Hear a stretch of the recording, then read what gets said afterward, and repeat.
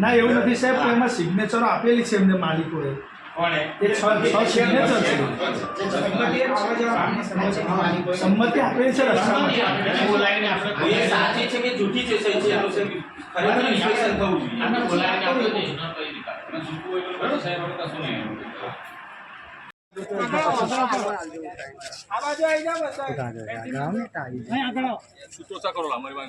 પૂરી કરો, અમારી સોસાયટીના વિકાસના કામો બાકી છે તો પૂરા કરો. જો નહીં પૂરા કરો તો અમે ધરણા પર અહીંયા જ બેસીશું.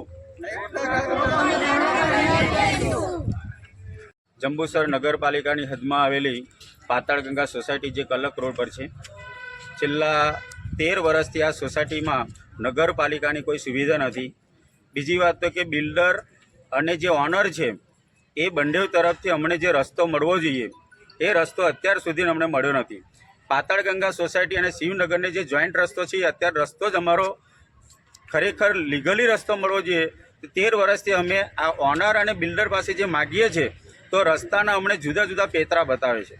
બીજું તો ખાસ એક રસ્તાનું સરકારી પેપર એટલે કે સ્ટેમ્પ પેપર પર લખીને રસ્તો અમને બતાવ્યો અને આપ્યો. એના અનુસંધાનમાં અમે નગરપાલિકાની અંદર રસ્તાની સુવિધા માગી તો પાકો રસ્તો જ્યારે અત્યારે 2 દિવસ પહેલાં મટીરિયલ નાખ્યું અને રસ્તો બનાવવા માટે કામગીરી શરૂ કરી ત્યારે જે તે રસ્તાના માલિકો જે છે એ માલિકો આવીને રસ્તાનું કામ અટકાવ્યું છે. હવે સરકારી પેપર પર આ રસ્તો અમને લખીને આપ્યો છે તો ખરેખર બિલ્ડર અને ઓનર અને સાથે સાથે જમીનના માલિકોએ જે સહીઓ કરી છે એ લોકોએ સરકારી પેપરના રાહ બળે અમને છેતર્યા છે, અમારી આખી સોસાયટીને છેતરી છે. સાથે સાથે 13 વર્ષથી અમારી સોસાયટીને કોઈ પણ પ્રકારની સુવિધા મળતી નથી. પાણીની વ્યવસ્થા, લાઇટની વ્યવસ્થા, બધી જ પ્રકારની વ્યવસ્થા અમે સોસાયટીવાળા પોતાનો જાતે વિકાસ પાડો ઉઘરાઈને અમે અત્યારે આ સોસાયટી ચલાવી રહ્યા છે. તો જ્યારે ચૂંટણી આવે છે ત્યારે અમને બધા બહુ જ પ્રકારના પ્રલોભનો આપે છે, છતાં પણ 13 વર્ષથી અત્યાર સુધી અમારી કોઈ સુવિધા થઈ નથી. જો આ સુવિધા હવે ટૂંક સમયમાં નહીં થાય તો અમે મામલતદાર સાહેબને અને પ્રાંત સાહેબની મંજૂરી લઈને અમે ધરણા પર ઉતરીશું.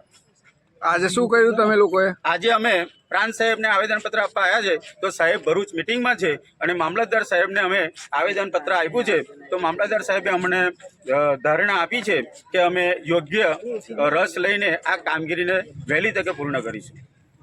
અને બંનેને સાથે બોલાવીને આ રસ્તાનું યોગ્ય નિરાકરણ થાય એવી અમે પ્રાંત સાહેબ અને મામલતદાર સાહેબ તેમજ ડીકે સ્વામી સાથે આ ચર્ચા કરીને આ રસ્તાનું વહેલી તકે નિરાકરણ થાય એવી અમે સૌ સોસાયટીના રહીશો માગણી કરીએ છીએ.